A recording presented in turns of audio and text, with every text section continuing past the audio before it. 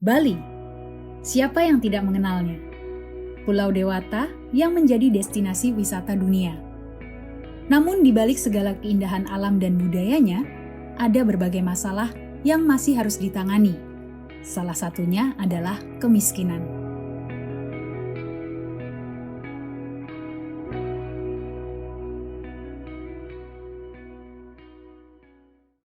Desa Ban, satu desa yang terletak di Kabupaten Karangasem, Bali Timur, dengan total penduduk 15.000 jiwa. Desa seluas 7.200 hektar ini terletak di kaki Gunung Agung dan Gunung Abang. Karena kondisi geografis, masyarakat di desa ini harus hidup dengan tidak adanya akses yang memadai untuk jalan dan infrastruktur, pasokan air, toilet, sarana pendidikan, serta fasilitas dan layanan kesehatan. Dari awalnya itu udah tahu di sini tahun 99, tahun 2000 itu udah parah sekali.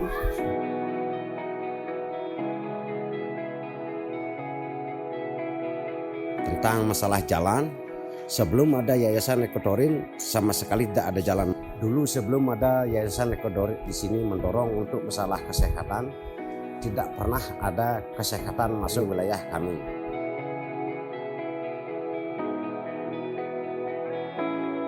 Dulu masih banyak jalan setapak yang rusak lagi gitu. Dulu kalau kita bisa bawa motor itu cuma sampai di kantor Desa Ban, Dusun Panak sama Cucut, itu saja yang saya bisa dulu. Tahun 98 itu ada orang yang melahirkan meninggal karena pendarahan. Terus ada orang lahir di sini di jalan karena tidak ada mobil, tidak ada jalan, itulah kendalanya. Dulu anak-anak ini tidak bisa apa-apa, kekurangan banyak makanan, kurangan gizi. Semua anak-anak di sini kebanyakan sakit gitu. Salah satu kendala utama untuk masyarakat Desa Ban adalah akses untuk mendapatkan air bersih. Mereka harus berjalan sangat jauh untuk mendapatkan seember air bersih. Dulu sebelum ada Yayasan Ekodorin, semua masyarakat kami minum air hujan. Dulu kalau dari segi kebersihan masih agak kurangnya, anak-anak itu masih agak kotor. Dulu, makanan pokok masyarakat di Desa Ban hanyalah singkong dan jagung. Karena hanya itu yang bisa mereka tanam di lahannya yang terjal. Lahannya pun sangat kering. Ini karena dampak dari abu vulkanik letusan Gunung Agung di tahun 1963. Singkong sendiri mengandung goitrogen, yaitu zat yang menghambat penyerapan yodium di dalam tubuh. Dengan tipe diet ini, menyebabkan masyarakat harus menghadapi masalah kekurangan yodium atau gaki, dan juga penyakit gondok. Untuk yang pertama memang kita kerjasamanya kan di penanggulangan gaki waktu itu. Kalau dulu itu kan banyak, sampelnya dulu anak SD. Kalau kita lihat itu memang jadi kasat mata juga sudah ada banyak yang besar. Sekarang kan jarang ada yang usia muda yang ada pembesaran kelenjar gondoknya. Pada tahun 1998, kami datang ke Desa Ban dan melakukan survei untuk mencari tahu permasalahan yang ada di desa ini. Kami berkomitmen untuk membantu masyarakat agar bisa membantu dirinya sendiri dengan solusi yang berkelanjutan. Fokus utama kami sesuai dengan Sustainable Development Goals, yaitu pendidikan, kesehatan, dan WASH. Sekarang saya mengusulkan sama yayasan, koordinasi, dapat bantuan semen, langsung ada jalan, sampai sekarang udah aspal. Melihat luasnya desa ini, masih banyak anak-anak yang tidak bisa mendapatkan akses ke pendidikan. Oleh karena itu, yayasan mendirikan 6 sekolah di daerah yang paling terisolir. Kami juga mengedukasi anak-anak di sekolah kami dan merancang program suplementasi untuk mereka dengan harapan agar bisa menunjang kesehatan dan gizi sehari-hari. Mulai dari menu makanan di sekolah, sampai suplementasi susu formula dan multivitamin diberikan untuk anak-anak. Mereka juga kami ajarkan tentang kebersihan tubuh, mencuci tangan, kesehatan, dan nutrisi. Untuk makanan kesehatan itu sayurnya wortel, tambah kentang, ikan, dan gerang, tempe, tahu, telur, lebih bagus. Itu perbedaannya dari dulu. Dulu, makanan sehari-hari masyarakat hanya bergantung pada singkong dan jagung. Untuk memperbaiki variasi makanan menjadi lebih bergizi, kami mengajari anak-anak tentang kebun organik di sekolah dan memperkenalkan 20 jenis sayuran serta rempah-rempah, terutama yang baik dikonsumsi oleh ibu hamil dan menyusui. Anak-anak sekolah kami menjadi agen perubahan dengan mengedukasi orang tua mereka untuk penerapan kebun organik di rumah masing-masing.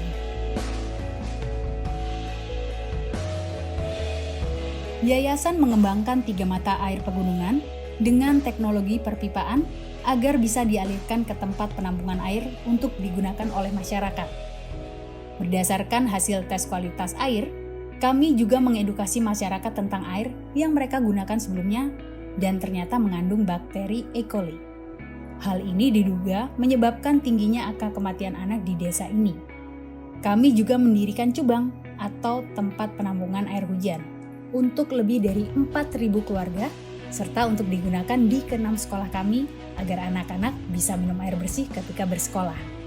Selain itu, kami juga membuatkan toilet untuk 1.448 keluarga di 12 desa adat. Sekarang ada bantuan dari yayasan, saya langsung beli pipa, memprogramkan air khusus di mata air dari hutan. Sekarang sudah minum air bersih, lebih bagus rasanya. Yayasan sangat berperan sekali membantu tugas-tugas puskesmas dalam rangka mendekatkan pelayanan kesehatan kepada masyarakat. Jadi yayasan yang membantu kita untuk membonceng petugas sampai ke posyandu waktu itu. Karena memang di puskesmas juga alat transportasi itu terbatas, yang bisa naik itu terbatas waktu itu. Jadi kalau mau posyandu kita hubungi yayasan. Jadi barengan dibonceng ke sana petugasnya. Terus kehadirannya lebih banyak akhirnya setelah mereka lebih dekat gitu kan. Lebih banyak yang datang ke posyandu. Pengetahuannya kayaknya mereka itu sudah lebih meningkat ya, karena lebih sering penyuluhan gitu. Sekarang sudah ada yayasan, langsung posyandu setiap bulan ada mengunjungi masyarakat kami masalah kesehatan. Sekarang sudah semua merasa sehat. Yayasan membantu kami untuk melaksanakan pelatihan kader. Jadi kita tahu bahwa kader setiap saat secara berkala perlu kita latih, kembali ingatkan apa yang menjadi tugas-tugasnya. Tapi keberhasilan program Posyandu ini juga tidak lepas dari peran aktif kader Posyandu, seperti Ibu Komang. Adik itu saya keliling sampai ke Sunti, kasih penyuluhan, Padang Asah, Mani Aji, semuanya saya memberi penyuluhan bahwa posyandu itu, imunisasi itu sangat penting sekali bagi bayi, bagi balita. Juga kalau ibu hamil, saya juga memberi nasihat itu harus diperiksa. Orang-orang di sini tidak mau anaknya diimunisasi karena waktu imunisasi itu anaknya panas katanya. Jadi saya yang menjelaskan bahwa imunisasi itu memang panas karena yang dimasukkan itu obat. Di tahun 2016, kami melakukan studi malnutrisi dengan melibatkan ibu-ibu, kader posyandu, dan bidan desa. Penelitian ini bertujuan untuk mencari tahu apa sebenarnya faktor penyebab malnutrisi di desa ini. Dari hasil yang kami dapat, terlihat bahwa malnutrisi merupakan sebuah masalah yang kompleks dan multifaktoral. Dari segi kesehatan, kalau dulu itu yang kalau gizinya itu masih banyak yang kurang dulu itu desa Padi. Sehingga dulu pernah kita survei sama provinsi itu, kita pelacakan lumayan banyak yang termasuk di gizi buruknya itu dulu. Kalau kunjungan rumah misalnya kayak sekarang kan untuk balita-balita yang punya masalah gizi, sedangkan saya kan di sini sendiri ya, satu orang aja petugas gizinya, tidak mungkin saya bisa mengunjungi setiap bulan kan. Kalau sekarang kan ada dari yayasan yang sudah mengunjungi, jadi biar semua juga bisa dikunjungi. Jadi sangat terbantu sih dengan adanya yayasan. Mereka sudah lebih sadar lah dengan kesehatan itu. Mereka menganggap tidak bermasalah itu. Sering mereka menganggap seperti itu, apalagi kalau anaknya misalnya normal lah, kelihatannya normal, padahal sebenarnya kan mereka masih kurang gizi gitu. Kurangnya lebih banyak ke meningkatkan pengetahuan, terus memotivasi masyarakat itu. Kadang-kadang kalau kita yang ngasih tahu mereka kurang mendengarkan kan. Kalau dari yayasan kadang yang memberitahukan mereka malah lebih cepat responnya gitu. Dan yang lebih sering bersentuhan ke masyarakat itu kan yayasan, karena kan yayasan misalnya kayak di BAN kan lebih banyak orangnya, terus hari-harinya lebih banyak di situ gitu kan, lebih sering kontak dengan masyarakat. Kemudian setelah diketahui, yayasan membantu mendistribusikan PMT, makanan tambahan untuk anak-anak yang terdeteksi. Kemudian yayasan membantu mengantarkan, membantu penanganan pasien dengan masalah gizi. Di antaranya membuatkan aplikasi untuk kita gunakan bersama, memudahkan dalam rangka mempercepat penilaian terhadap status gizi anak-anak. Juga yayasan membantu dalam rangka penanganan anak-anak yang mengalami gangguan disabilitas, yaitu berupa bantuan penanganan fisioterapis.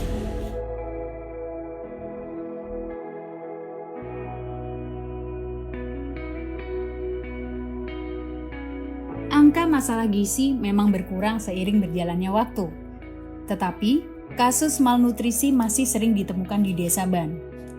Hal ini mendorong kami untuk berkolaborasi dengan tim ahli gizi dan kesehatan masyarakat dari Universitas Udayana untuk melakukan penelitian dan pengembangan intervensi selama 5 tahun dengan fokus pada pendekatan berbasis keluarga. Penelitian ini bertujuan untuk mencari solusi bersama dengan pihak multisektoral. Di tahun 2019, kami mengambil data survei dari beberapa kelompok yaitu ibu hamil, ibu baduta, dan remaja putri. Kami juga melakukan fokus group discussion dan wawancara mendalam dengan pihak multisektoral di tingkat desa sampai provinsi.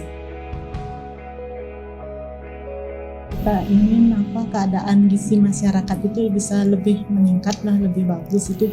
Memberi dukungan, menyemangati, biar lebih baik yang dulu gitu, yang semangat itu harapan saya. Kita harus optimis.